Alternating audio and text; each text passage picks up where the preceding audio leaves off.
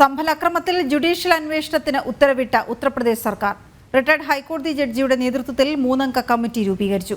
വെള്ളിയാഴ്ച പ്രാർത്ഥനയുടെ പശ്ചാത്തലത്തിൽ പ്രദേശത്ത് കനത്ത സുരക്ഷ ഏർപ്പെടുത്തി.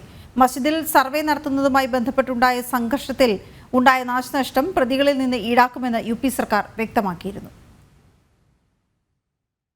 ഉത്തർപ്രദേശിൽ സംഭലിൽ തർക്കം നിലനിൽക്കുന്ന ഷാഹി ജമാ മസ്ജിദിൽ സർവേ നടത്താനെത്തിയവരെ ആക്രമിച്ചതും തുടർന്നുണ്ടായ സംഘർഷത്തിലും സർക്കാർ ജുഡീഷ്യൽ അന്വേഷണത്തിന് ഉത്തരവിട്ടു. റിട്ടയർഡ് ഹൈക്കോടതി ജഡ്ജി ദേവേന്ദ്രകുമാർ അറോറയുടെ നേതൃത്വത്തിലുള്ള 3-അംഗ സമിതിക്കാണ് അന്വേഷണ ചുമതല. വിശദമായ റിപ്പോർട്ട് സമർപ്പിക്കാൻ നിർദ്ദേശിച്ച മുഖ്യമന്ത്രി യോഗി ആദിത്യനാഥ് സംഘർഷത്തിലുണ്ടായ നാശനഷ്ടങ്ങൾ പ്രതികളിൽ നിന്ന് ഈടാക്കുമെന്നും വ്യക്തമാക്കി.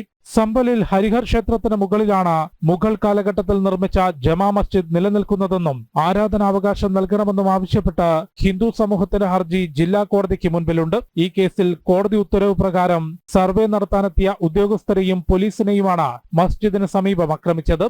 തുടർന്നുണ്ടായ സംഘർഷത്തിലും വെടിവെപ്പിലും 5 പേർ കൊല്ലപ്പെട്ടു, നിരവധി പേർക്ക് പരിക്കേറ്റു, കടകൾ തീവെച്ച് നശിപ്പിച്ചു. കേസിൽ 30-ലധികം പേരെ ഇതുവരെ അറസ്റ്റ് ചെയ്തു. നിലവിൽ സ്ഥിതി ശാന്തമാണെങ്കിലും നിരോധനാജ്ഞ നിലനിൽക്കുന്നുണ്ട്. പ്രദേശത്ത് പോലീസ് ഫ്ലാഗ് മാർച്ച് നടത്തി.